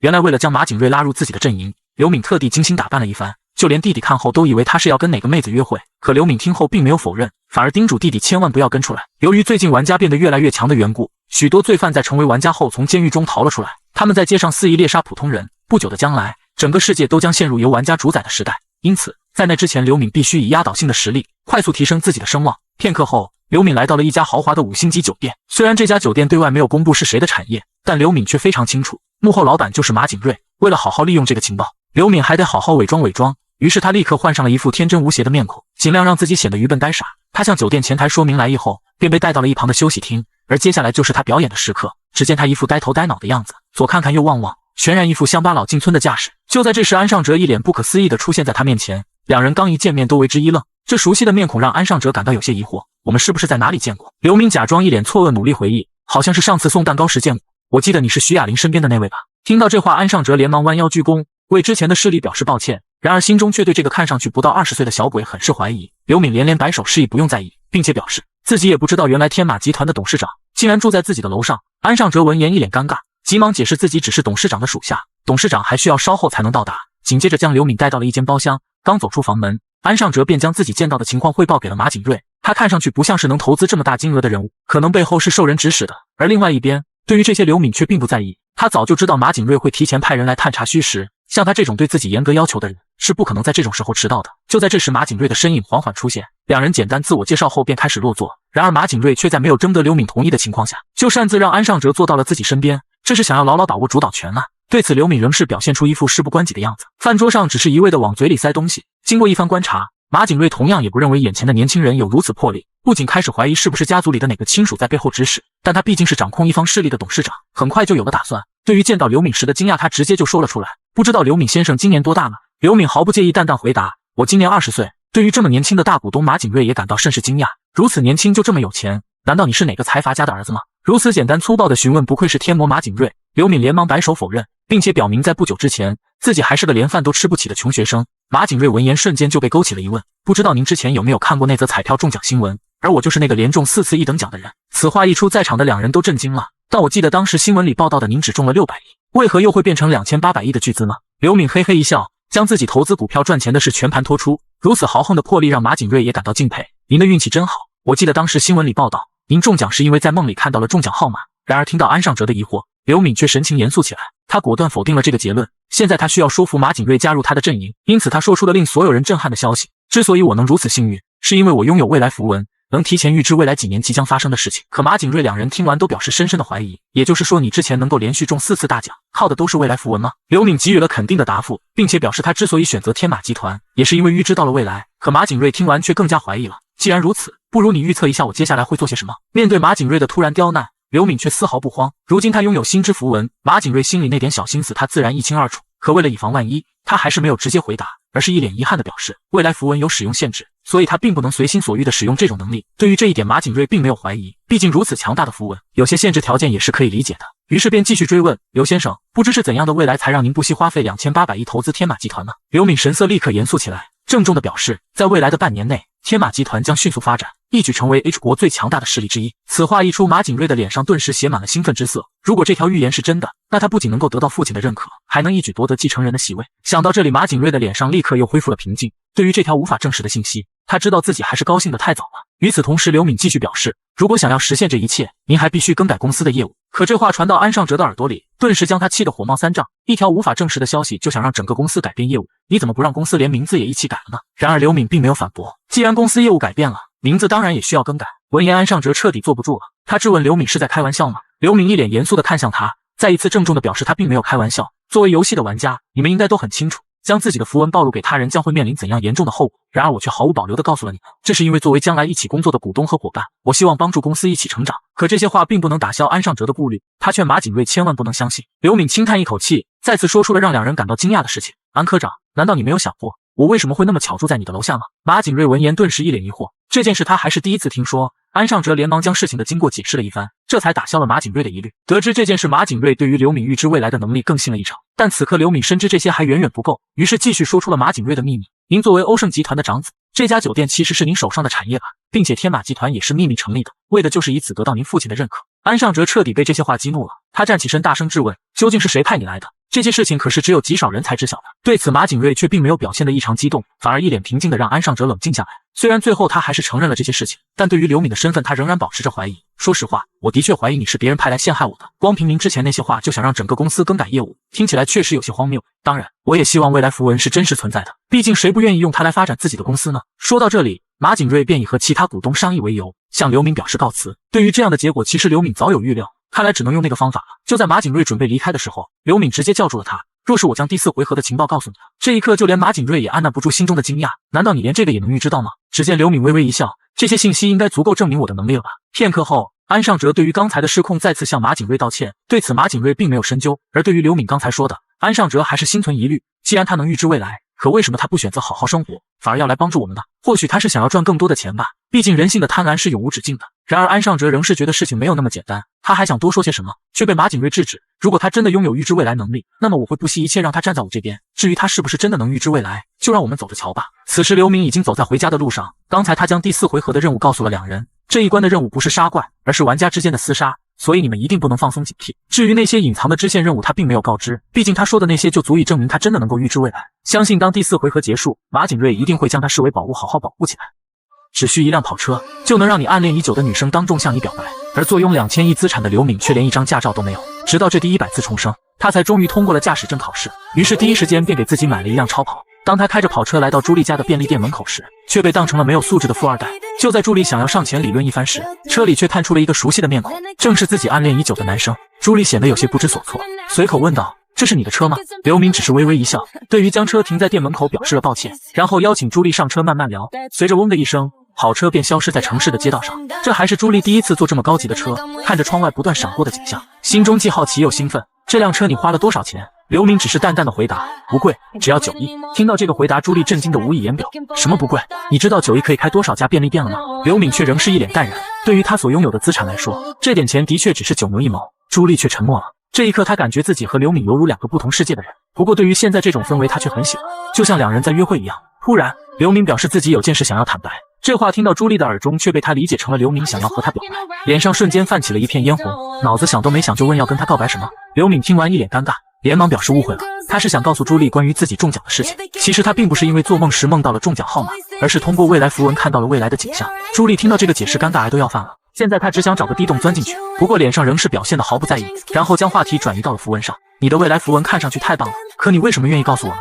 刘敏淡淡一笑，你不是也告诉了我你的职业吗？这样才算公平吗？然而朱莉却认为他只展示过自己的能力，这样并不公平，于是便将自己获得的符文也告诉了刘敏。原来他在第1回合的时候得到了保护符文，根据半径10米内玩家的人数，就能获得相应数量的保护屏障。说完这些，朱莉长舒一口气，能将心里话都讲出来，感觉舒服多了。可他仍是好奇为什么刘敏要和他说这些。突然刘敏的神色严肃了起来，因为如果我不告诉你真相，那么接下来的话你可能不会相信。紧接着他便将第4回合的情报说了出来。听完这些，朱莉的脸上只有一个大写的惊讶。接下来的回合你一定要小心身边的玩家，时刻保持警惕。看到刘敏对自己如此关心，朱莉的心中再一次泛起了涟漪。难道他是因为喜欢我才这么做的吗？回到家后，万年直男想起了刚才发生的事情，这才反应过来，原来朱莉竟然喜欢自己。他简直不敢相信自己重生了100次才发现这一点。不过或许这是一件好事，这样就能更容易将他拉拢到自己的阵营中。时间飞逝，很快便到了第4轮游戏开始前5分钟。刘敏从商店中购买了一双可以隐藏武器的手套，搭配他的死亡之夜能够起到意想不到的效果。随着第4轮游戏正式开始，所有玩家再一次被传送到了游戏世界。黄永明作为上一轮的区域领导者，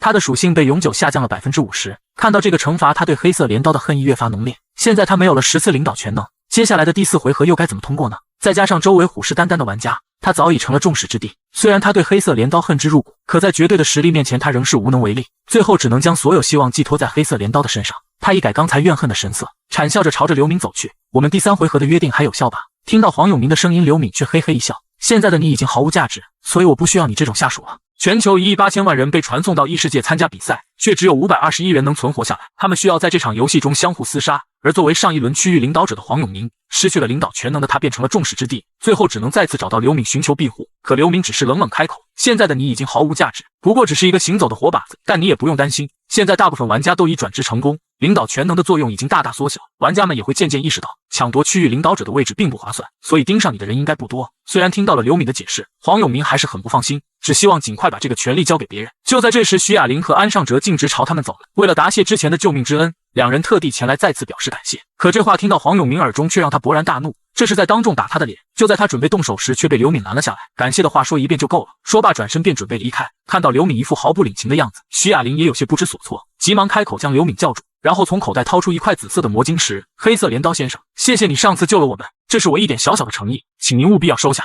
当看到竟然是一块紫色魔晶石，刘敏也不由得一愣。眼看刘敏没有任何回应，徐雅玲还以为他对这个东西不感兴趣，正想说些什么的时候，刘敏却接过了他手上的魔晶石。既然如此，那我便收下了。这样的好东西送到眼前，他又怎么可能轻易拒绝呢？不过他的脸上仍是表现出一脸的淡然。与此同时，他发动了心之符文。在听到徐雅玲的心声后，这才确定他们也不知道这东西的价值。不过这时黄永明的心声却让他感到有些吃惊，他竟然也有一颗这样的石头，而且还是爆率极低的黑金刚石，也不知道这家伙是走运还是倒霉呢。见刘敏将水晶收入袋中，徐雅玲便继续开口，不知道您是否需要魔法护盾，我可以召唤精灵帮您生成一个。然而刘敏却果断拒绝了他的好意。见状，2人这才满心遗憾地转身离开。不过此时刘敏却盯上了黄永明，你确定不需要我的帮助吗？这话传到黄永明耳中，不禁让他有些摸不着头脑。刚才不是还要赶他走吗？现在怎么又变了？只见刘敏缓缓开口，虽然打你主意的人变少，但你始终还是一个活靶，如果想要我帮忙，你也可以拿东西来换。比如刚才徐雅玲给我的那种石头。一听这话，黄永明顿时就兴奋起来，连忙从背包里掏出黑金刚石递了过去。刘敏接过石头后，为了避免怀疑，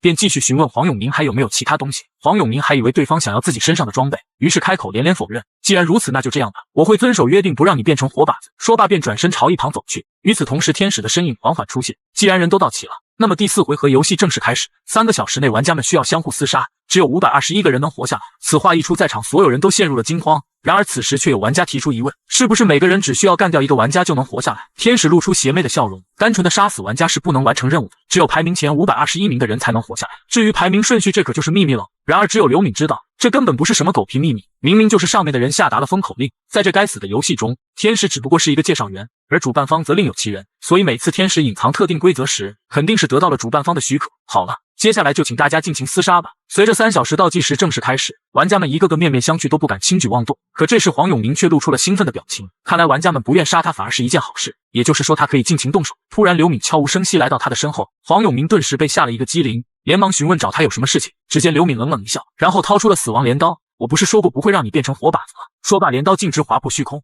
随着刘敏的镰刀划过黄永明的喉咙，黑色镰刀成功斩获本轮游戏的第1滴血。与此同时，系统弹出提示，恭喜您完成隐藏任务，在限定时间内击败区域代表，奖励低级魔法卡牌1张。刘敏心中暗喜，果然和他想的一样。然而看到这一幕的玩家却惊恐地瞪大了眼睛，黑色镰刀居然瞎人了。几个圣母纷纷站出来指责他是个瞎人犯，刘敏只是冷冷地扫了众人一眼。这些人明明心里也想干掉区域代表，可如今却站在这里批判自己。不过对于这些，刘敏却并不在乎。黄永明只是杀戮的开始，他不过只是点燃了这个导火索而已。与此同时，一些别有用心的玩家开始煽风点火，试图激起其他人的怒火。可拥有心之符文的刘敏又怎会不知道他们在想什么？此刻玩家们群情激愤，他们大声责问：你瞎了人竟然还笑得出来？然而话音刚落，系统便发出了全服公告，刘敏成为新一任的区域代表。瞬间全场鸦雀无声，时间仿佛定格在了这一秒。看到他们的反应，刘敏不禁觉得好笑，人性果然就是如此。你们怎么不喊啊？难道是因为我当上区域代表就感到害怕了吗？听到这话，刚才叫得最欢的玩家一时间竟被对得哑口无言。而就在这时，玩家们惊讶地发现，刘敏头上的名字突然变成了红色，而这正是天使游戏的规则，凡是瞎了人的名字就会变成红色。这就意味着人们会为了给自己瞎人找个理由，优先猎杀红名的玩家，但最终结果就是他们自己也会变成红名。就这样周而复始，直到所有玩家完全厮杀在一起。可此刻玩家们还在犹豫要不要动手，这一幕并不是刘敏想要看到的，只有让玩家们相互厮杀起来，他才能够顺利通过这一关。随即他冷冷开口，若是你们不想被别人杀掉，那就最好先下手为强，毕竟剩下的时间可不多了。他之所以这么说，为的就是加快游戏的进度，因为如果玩家们再犹豫下去，可能连天使限制的521人都达不到，那样死去的人将会更多。这边玩家们听完刘敏的话，纷纷讨论了起来，每个人都想活下去，可每个人都不敢轻易动手。这时就连徐雅玲也感到有些不知所措，她询问安尚哲，难道我们真的要像黑色镰刀说的那样吓人吗？安尚哲给出了肯定的答复，黑色镰刀说的没错，所以你也应该做好心理准备。与此同时，玩家们的争吵愈演愈烈。就在他们犹豫不知该对谁动手的时候，有人提议大家应该联手杀掉黑色镰刀，但却又遭到一些人的反对。你觉得我们凭什么能干掉一个30级的玩家？一时间两方差点就因为这个打了起来，但最后还是碍于面子又没人敢动手。看着他们犹豫不决的样子，刘敏只能无奈地摇摇头。不过对此他并不担心，因为很快他们就会开始明目张胆的吓人。而就在这时，刚才被刘敏一刀斩了的黄永明竟安然无恙地坐了起来，他打着哈欠，完全不像死去的样子。玩家们看到这一幕，犹如看到了僵尸一样，纷纷将目光定在了黄永明的身上，全场再次陷入了一片哑然，直到有人被吓得大喊一声，他竟然还活着，这才将玩家们从惊讶中拉了回来。玩家们纷纷开始猜测，这是否意味着在这一轮中死去的人可以复活？一时间全场陷入了一片哗然。渐渐的，玩家们的顾虑逐渐消失，既然每个人都能复活，那瞎人便再也没有了道德的约束。而刚才就蠢蠢欲动的一名玩家，知道这一规则后，突然就对身旁的女人发起偷袭。既然你们都不敢动手，那我就拿你做个实验好了。这一幕虽然仍有很多玩家表示抵触，但始终没有人上前阻止，而是全都静静地站在一旁等待女子复活。10分钟之后，女人也如同黄永明一样重新站了起来，她大声朝着众人怒吼道，究竟是哪个混蛋偷袭的我？此时动手的男子不仅没有感到一丝愧疚，甚至还想故技重施。可不等他再次出手，另一名壮汉已经举起武器砍在了他的身上。一时间整个世界犹如打开了潘多拉魔盒，疯了似的开始相互厮杀。这一刻人性的恶尽显无疑，看着每个人都已经杀红了眼，刘明也知道时机已到，他召唤出死神镰刀，只见一道寒芒划过，前方几名玩家便倒在了他的脚下。可即使如此，仍有不知死活的家伙想要趁机偷袭，但最终的结果早已注定。就在这时，一声大笑引起了刘敏的注意，只见一名叫黑火龙的男人正在疯狂地屠戮着玩家，从名字的颜色来看，他至少已经杀了10人以上，而这都是因为他在第1回合获得了一个吸收符文，只要击败对手就能吸收能量，敌人越强吸收的能量就越多，而当能量槽充满之后，就可以获得一点随机属性。看着不断增加的能量槽，他露出了贪婪的神色，想到若是他能击杀30级的黑色镰刀，那他应该能获得很多属性点。不过他还是有自知之明，深知现在惹上了那个家伙，自己一定会非常麻烦。最后他将目光重新放回到普通玩家的身上，听着玩家们口中传出的哀嚎，他的精神得到了无比的满足。这轮游戏简直就是为他量身定制的，不断复活在扑向他的玩家，就是让他不断变强的捷径。在解决完面前的玩家之后，黑火龙准备朝着另一片区域杀去，可就在这时，刘明挡住了他的去路。还没等他做出任何反应，死亡之夜释放，整个世界瞬间被黑夜笼罩，伴随的一道嗡鸣传出，下一秒黑火龙便身首异处。画面一转，醒来的黄永明一开始有些不知所措，可在确认死亡并不是真正的死亡之后，他露出了阴狠的表情。那些背叛自己的人，现在他要一个个找他们算账。与此同时，一名弓箭手对准了2名身受重伤的玩家，就在他准备结束这2人的性命时，黄永明却热情地凑了上来。可下一秒，黄永明凶芒毕露，一掌将弓箭手的脖子压在了地上，一拳又一拳轰击在弓箭手的头上。黄永明将所有的愤怒宣泄到了这个好朋友的身上。你之前不是说下次见面就要宰了我吗？现在你怎么不还手了？画面一转，此刻的徐雅玲并不能像黄永明那般应对自如，对于这种杀戮他只能尽力去适应，可心理上始终会不由自主地感到排斥。安尚哲一眼便看出了徐雅玲的异样，他脸色一沉，虽然自己能帮徐雅玲解决面前的麻烦，但如果不能让他自己成长起来，怕是最后也没办法完成董事长的嘱咐。而就在这时，一个男人突然出现在了徐雅玲身后，一把匕首狠狠刺向徐雅玲的要害。安尚哲一个闪电击落了他的武器，然后反手一剑将男人击倒在地。可他并没有杀了男人，而是让徐雅玲过来补刀。从没有杀过人的徐雅玲颤颤巍巍地举起了武器，想到之前黑色镰刀说的话，终于狠下心结束了男人的生命，但事后的生理反应却让他呕吐不止。片刻后，距离游戏结束只剩下了1个小时。经过安尚哲的一番协助，目前徐雅玲已经干掉了50多个玩家，这些数量已经足够让他进入排行榜。安尚哲这才松了一口气，剩下的时间他要专心为自己考虑。随着时间越发紧迫，此刻的刘敏加快了速度，他必须获得本轮游戏排名第1的奖励，因为他知道第20轮的 BOSS 到底有多强，所以他不能浪费每一个变强的机会。可第4轮的游戏还有个隐藏规则，那就是干掉相同的玩家不能多次得分，所以他必须不断地寻找新的面孔。不久后，随着一道道金光将每个玩家包围，第4轮的游戏终于落下帷幕。此刻的玩家们还沉浸在杀戮中无法自拔，但这时天使的笑声缓缓响起：肮脏的人类，虽然你们把这里搞得一团乱，但你们的表演确实很有趣。说罢，那些死去的玩家瞬间恢复了生机。可此时仍有玩家因为被杀在那骂骂咧咧，直到天使一道阴冷的声音传出，整个空间这才陷入了一片安静。随后天使揭晓了这轮游戏的隐藏任务，但只有黑色镰刀一个人完成了任务。听到这个消息，所有人都无比后悔，为什么当初自己不早点把黄永明干掉？这边黄永明听到他们的对话，只感到一阵后怕，没想到自己竟然这么遭人记恨。接下来天使开始宣布本轮游戏的排名情况，在得知多次击杀同一人不能重复得分后，很多玩家瘫倒在了地上。根据击杀情况，全区域第1名黑色镰刀共击杀722名玩家，而黑暗骑士马景瑞则排到了第3名。看到这一轮游戏的第1名仍是黑色镰刀，天使也露出了震惊无比的表情，没想到他仅凭1人就干掉了这个区域 70% 的玩家。而得知这一信息后，所有的玩家犹如看到了真正的死神，望向黑色镰刀的眼神都充满了恐惧。作为当前区域的第1名，刘敏获得了终极铠甲选择权，他毫不犹豫地选择了血色暗杀者。这件装备不仅拥有60点防御，还额外增加 5% 的攻速和移速，这是目前最适合他的一件装备。同时作为全区域排名第1，他还可以选择一件特殊的奖励。毫无疑问，他再次选择了在第5轮游戏中获得额外的经验加成。待所有奖励发放完毕，天使也将对排行榜之外的玩家进行处罚。因为第522名的分数是30分，所以凡是击杀人数低于30人的玩家都将迎来死亡。随着一道道光芒从天而降，这些玩家的身体化为点点星光，逐渐消散，直到生命的最后一刻，他们的眼神中也只有无助与绝望。在第4轮游戏正式结束后，所有玩家都重新回归到了现实。可这边安尚哲刚回来便焦急地闯入了马景瑞的房间。马景瑞两眼星龙询问发生了什么事，原来是安尚哲一直联系不上他，以为他出了什么事情，这才焦急忙慌地闯了进来。马景瑞欣慰一笑，这轮游戏他的消耗巨大，所以一回来就趴在床上睡着了。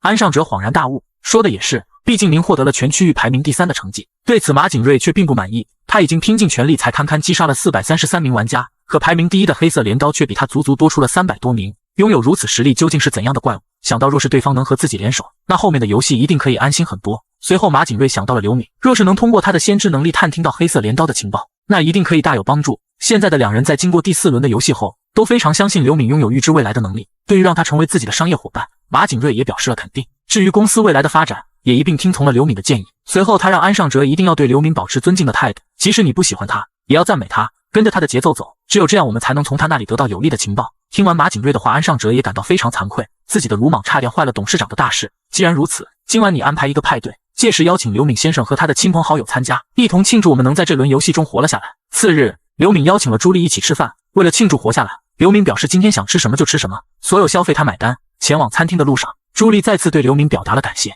要不是你提醒我至少要击败30个玩家，我可能就回不来了。对此刘敏并不在意，因为即使自己没有告诉对方这个情报，朱莉也能凭借自己的智慧活下来。和徐雅玲这种温室里的花朵相比，朱莉就像是野外的小草，坚韧而又自强。片刻后，两人来到了餐馆，可等到所有的菜都上齐了，朱莉仍是迟迟没有动手。毕竟她第一次杀人就杀了30多个，心理上总是感到很是愧疚。刘敏一眼便看出了朱莉的异常，他安慰朱莉不必太过内疚，毕竟这对于所有人来说都是无可避免的。所以我们必须活下来，因为我们的家人还在等待我们醒来。这句话深深触动了朱莉的内心，想到若是自己再也醒不过来，那爸爸该会多么伤心啊！这一个他终于重新振作了起来。谢谢你的鼓励，我知道今后该怎么做了。很快，两人就将桌面的美食饕餮一空。饭后，刘敏也不绕弯子，直接表明他想和朱莉分享第5轮游戏的情报。朱莉听后十分震惊，难道你又预知到了未来吗？是的，第5轮游戏将会非常艰难，而且区域之间会相互合并在一起，也就是说我们能在游戏里相遇吗？刘敏否认了，但他还是表明在未来的回合里他们终将会见面的。而这其实是刘敏故意隐瞒他们会在第5回合相遇，为的就是隐藏自己是黑色镰刀的身份。说罢，刘敏一脸严肃地看向朱莉，第5回合会非常困难，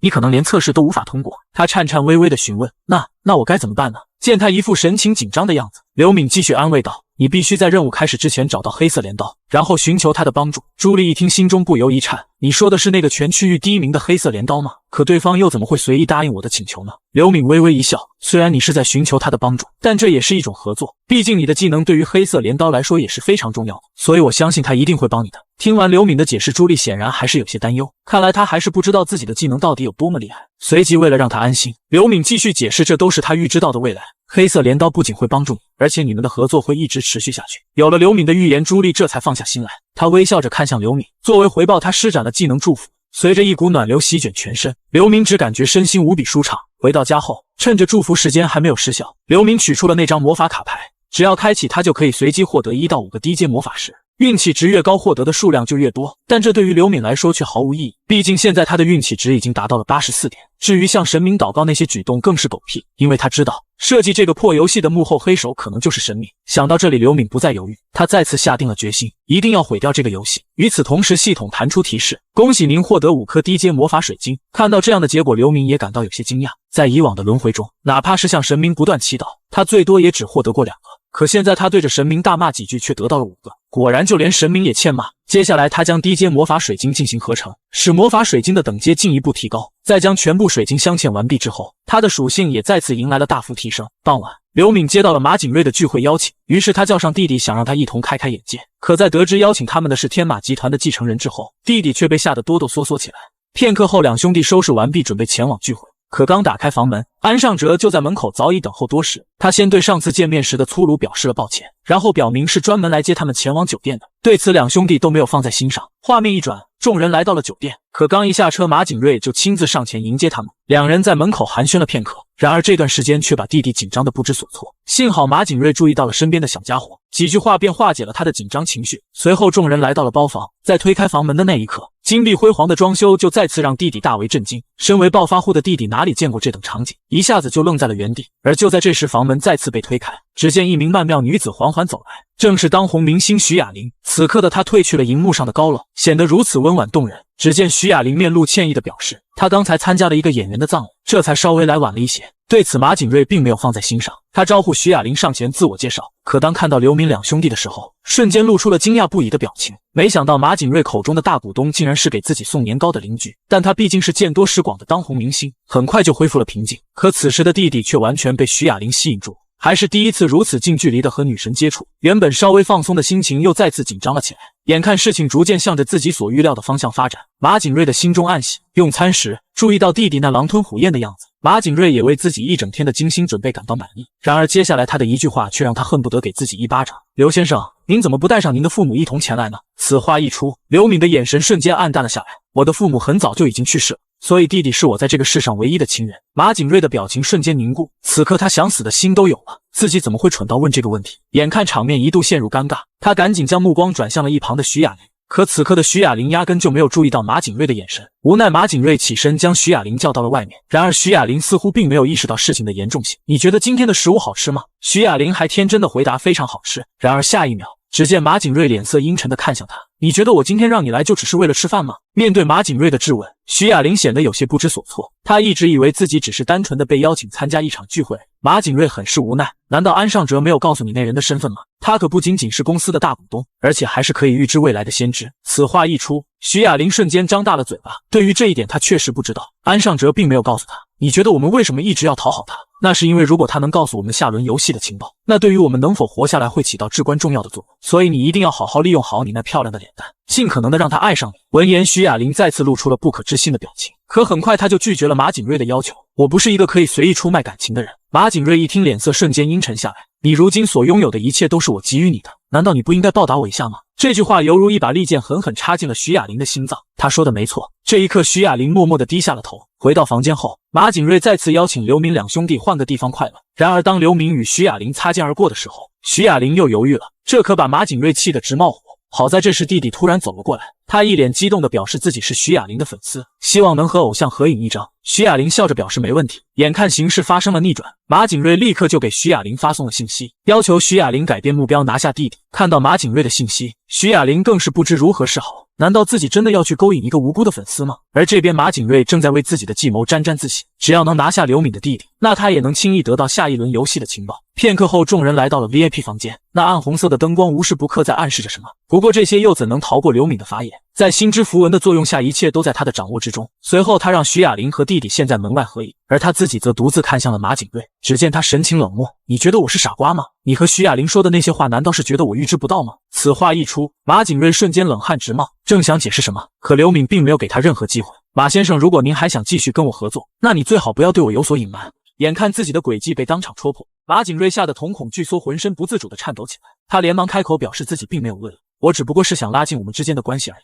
可对于利用自己弟弟这件事，无论是何目的，这都是刘敏无法容忍的。他再次厉声警告，如果你再做出如此举动，那我们的合作就真正结束了。了解到刘敏的意思之后，马景睿如释重负，他再次郑重地向刘敏表示了抱歉，请原谅我愚蠢的举动，以后再也不会有这样的事情发生了。而就在这时，安尚哲不合时宜地推开了房门，看到自己的老板竟会如此卑躬屈膝，他对刘敏的想法也越发重视了。不过这尴尬的一幕却让马景睿非常尴尬，他佯装整理衣服，责问安尚哲怎么不敲门就进来了，随后吩咐对方没有他的允许，任何人都不能进来。我和先知大人有重要的事情需要商讨，你先带其他人在隔壁的房间等候片刻。对此刘敏并没有多说什么，可他的神情依旧冷漠。我知道你想了解下一轮游戏的情报，我接受你的邀请本来就是想告诉你这件事情，但考虑到你刚才的行为，现在我有必要重新思考是否与你合作。闻言，马景睿后悔不已，他只能低声下气地恳请刘敏再给自己一次机会。眼看自己的目的已经达到，刘敏也不再继续追究，随即他说出了自己的要求。如果你想继续跟我合作，首先你必须毫无保留地相信我，其次，对于公司的发展，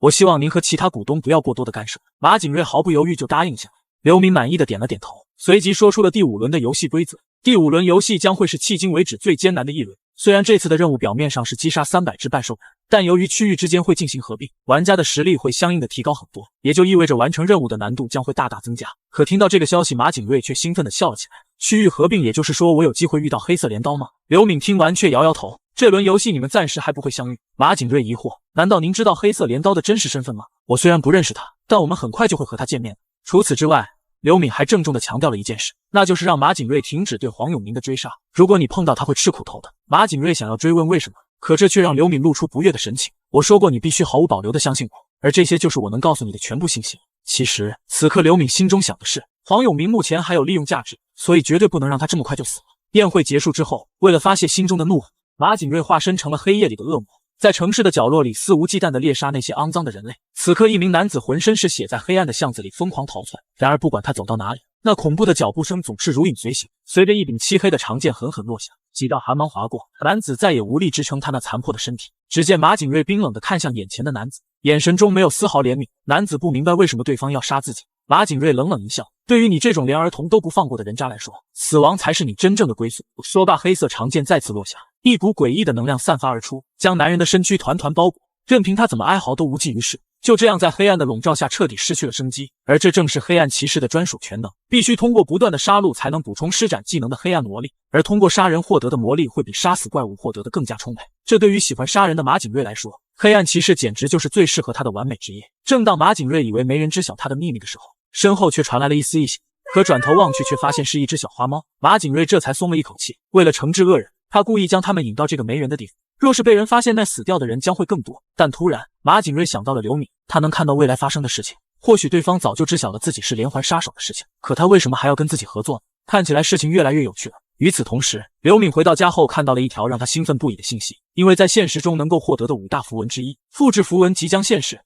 时隔262天，轮回100次的玩家第2季震撼回归。上一季结尾说到，黑色镰刀再次斩获第4关全服第一，并且成功拉拢马景瑞等人加入阵营。而他接下来要做的就是获取关键性道具复制符文。为此，他向一个反政府组织提交了申请。原来，自从天使游戏降临这个世界，除了世界人口急剧减少之外，许多获得异能的玩家回归现实后，开始无视法律，肆意犯罪，因此从中也滋生了许多妄图颠覆国家的组织。他们开始大肆招揽玩家，而这个胖子也被他们的宣传所吸引。他就是第4关被黑色镰刀连杀5次的黑炎龙。此刻，为了宣泄心中的怒火，他在学校大开杀戒。由于他在游戏中获得的天赋是吸收符文，只要击杀达到一定数量，就能获得随机属性，也就是说，杀的越多他就越强。可杀死同学积累的点数已经无法满足他的贪婪，于是他将目标锁定在了其他玩家身上。但想要接近其他玩家并不容易，直到当他看到有玩家组成的联盟发出的招揽信息，他毫不犹豫就提交了申请。几日后，他根据面试地址来到了一处偏僻的咖啡屋，推开房门却只看到了2名玩家，一个是身穿粉红帽衫的少年，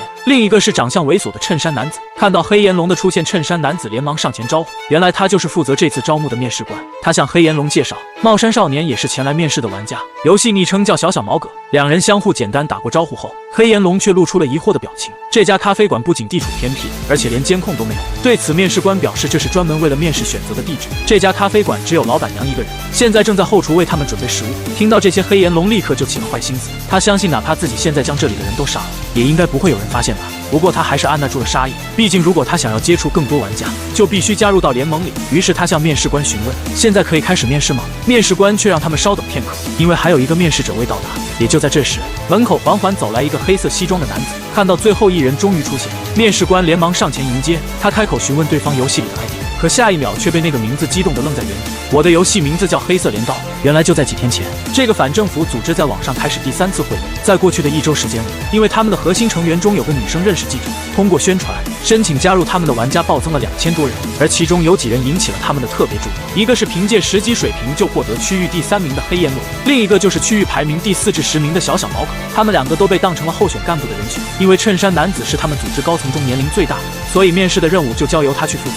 只不过没想到的是，全服排名第1的黑色镰刀也向他们提交了申请。时间回到现在，面试官殷勤地向黑色镰刀表示欢迎。西装男子傲慢地坐了下来，他一脸不屑地向其他人介绍他叫黑色镰刀。然而这却让黑炎龙吓得够呛，毕竟在游戏里他被黑色镰刀连斩5次，这个名字已经成了他永远忘不了的梦魇。所以他曾发誓，如果在现实里能够遇到黑色镰刀，他一定要问问对方和他到底有什么仇，为什么要杀他那么多次。可当他向西装男子说出自己的昵称时，西装男子却没有丝毫反应，这不禁让黑炎龙开始怀疑，难道他这么快就不记得我的 ID 了吗？对此，一旁的小毛葛露出了一丝不易察觉的冷笑，因为只有他知道，他才是黑色镰刀这个 ID 真正的拥有者。刘敏。此刻刘敏只觉得对面那小子真搞笑，虽然现在他也是个冒牌货，但他知道对面的男子才是真正的骗子。这家伙在游戏里的 ID 叫库库鲁宾，是个为了钱做尽各种诈骗的职业骗子。虽然他现在还不怎么起眼，但在得到复制符文后，变成了一个恶名昭著的罪犯，作奸犯科无所不作。不过幸好，一切如刘敏所料，他要好好利用这家伙得到复制符文。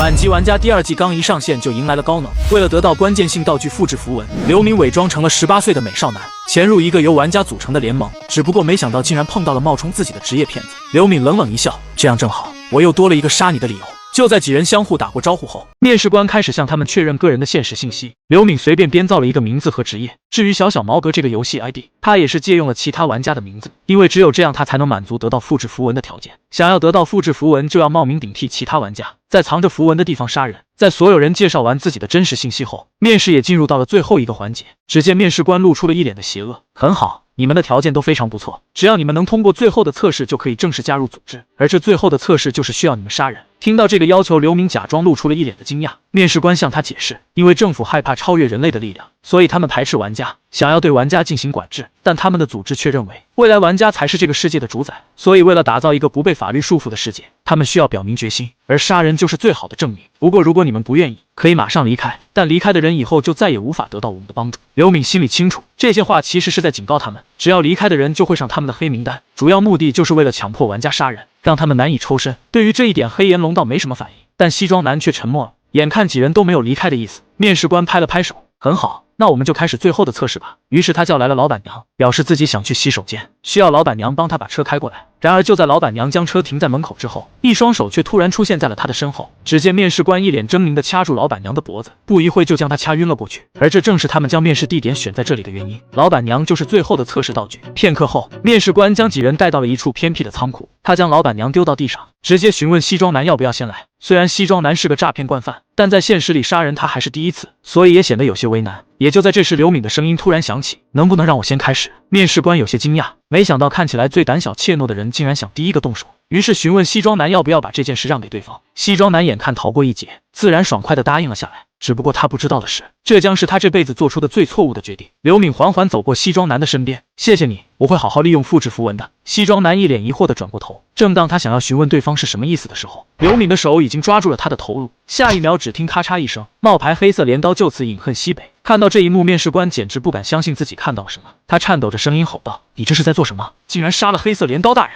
你是不是疯了？”刘敏只是冷冷地回头瞥了他一眼，顿时就把面试官吓得一个激灵。这是怎么回事？他的气质瞬间变了，这个眼神简直就像猛兽一样。与此同时，刘敏的耳边也响起了系统提示：“恭喜您冒名顶替其他玩家杀死他人，成功触发隐藏条件，获得稀有道具复制符文。”顿时一股金光涌入刘敏的身体，而这时的面试官还在不明所以地质问刘敏为什么要这样做。刘敏直接戴上一张白色面具，因为那家伙竟敢冒充我。说着，他大步朝着面试官走去。不过很显然，面试官并没有反应过来，我是要你杀这个女人，而不是杀死黑色镰刀。刘敏并没有理会他的怒吼，而是捡起地上的头套，再次为老板娘戴了上去。你问我为什么要杀他？当然是因为那家伙是个垃圾，而你也是。此话一出，面试官勃然大怒，他直接召唤出武器，想给对方一点教训。可这也将是他这辈子做出的最错误的决定，因为此刻，一把散发着猩红气息的黑色镰刀缓缓出现在刘敏的手中。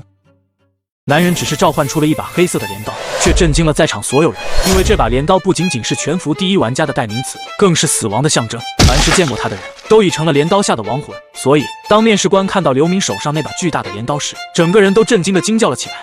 这是什么？这把镰刀就是他的武器吗？他满心疑惑，自己在这游戏里闯荡这么久，可从未听说过有玩家会带着这么大的镰刀。面试官不禁喃喃自语起来。不过很快，他就想起了好像确实有这么一个以巨大镰刀为主武器的玩家。刹那间，小毛葛之前说过的话在他脑海里迅速拼凑起来。难道？面试官眼神在死去的黑色镰刀和小毛葛之间来回游移。看来你已经把情况弄清楚了。刘敏挑衅地抛出这么一句话，顿时面试官的声音止不住地颤抖起来。你是黑色镰刀大人？只见刘敏嘴上说着抱歉，脸上却满是嘲讽。而当他高高举起大镰刀那一刻，气场和之前判若两人。一种强烈的直觉在面试官心底涌起，这个人就是真正的黑色镰刀。他立马意识到自己在这场游戏里怕是在劫难逃了。随后，面试官便毫不犹豫扑通一声跪了下来。在他看来，如果对方真的是黑色镰刀，自己若是抵抗，那无疑是以卵击石。对不起，黑色镰刀大人，您演得太好了，我没有认出您来，求求您饶了我吧。面试官苦苦求饶着，然而刘敏却果断地拒绝了他。面试官没想到会是这样的结果，他眼睛眨了眨，而这竟然成了他这辈子的最后一个动作。随着咚咚两声，面试官的头颅像熟透的葡萄重重地撞在地上，滚落的头颅正好碰到了黑岩龙的脚尖。黑岩龙惊恐地大叫起来，与那颗还没意识到自己已经死去的头颅四目相对，恐惧如同冰冷的蛇一样钻进他的骨髓。他自己都还没完全相信眼前发生的这一切，没想到这人真的是黑色镰刀。他连对方什么时候挥动镰刀都没看清，只看到面试官的头颅瞬间落地，黑岩龙吓得浑身颤抖不停。面对这不可侵犯的存在，那种深入骨髓的恐惧感让他连呼吸都困难起来。也就在这时，刘敏冷冷地开口：“现在就剩下你和我了，最后你还有什么要说的吗？”刘敏给了他一个说话的机会。黑岩龙好不容易克服了恐惧，勉强开了口：“求饶的话就不说了。其实我一直有个问题想问你，你是想知道我在第4轮时为什么杀了你5次吗？”黑岩龙听到刘敏说出这个他一直想问的问题，顿时他的瞳孔骤然放大。刘敏淡定地回答：“原因很简单，因为我要遏制你。当时在场的人中，你的实力看起来还算不错，所以我需要除掉竞争对手。”听到这话，黑岩龙仿佛憋了3天的便秘终于得到了解决。然而很快他又陷入了沉默，因为此时的他不知如何是好。他很想跪地求饶，但一想到面试官一求饶就惨遭杀害，他觉得这么做无异于自寻死路。于是他向刘敏问出了最后一个问题：“你为什么想要杀我？”刘敏的回答简单干脆：“因为你是个垃圾，你跟着他们进到这里，不就是为了杀这个女人吗？”黑岩龙还想狡辩，虽然如此，但我还没动手。可刘敏的神情依旧冷漠，袖手旁观也是一种罪行。黑岩龙没有回答，但脸上的表情显然是不认同的。刘敏叹了口气：“好吧，你和其他垃圾不同，只有袖手旁观的罪过。给你一个活命的机会。顿时黑炎龙的眼睛里闪烁起了希望的光芒。不过我有个条件。刘敏用镰刀轻轻敲击着地面，把你身上的东西全都交出来。尽管这话听起来像三流强盗说的，但黑炎龙二话不说就从背包里取出了物品。毕竟生命可比这些东西珍贵多了。看着黑炎龙一件件掏出的物品，刘敏眼中闪过一丝惊喜。橙色和黄色魔晶石，还有可以在商店出售的装备等等。如果把这些物品全都卖掉，至少能拿到2000金币。黑炎龙小心翼翼地观察着刘敏的反应，表明身上所有的东西都拿出来了。由于斧头和其他一些装备不是从商店购买的，无法再次出售，所以刘敏只捡起了魔晶石和几件装备放进自己的背包。黑炎龙疑惑：其他的东西您不带走了吗？不需要，你留着用吧。黑炎龙一边收拾地上的装备，一边看着刘敏，眼中写满了期待和不安。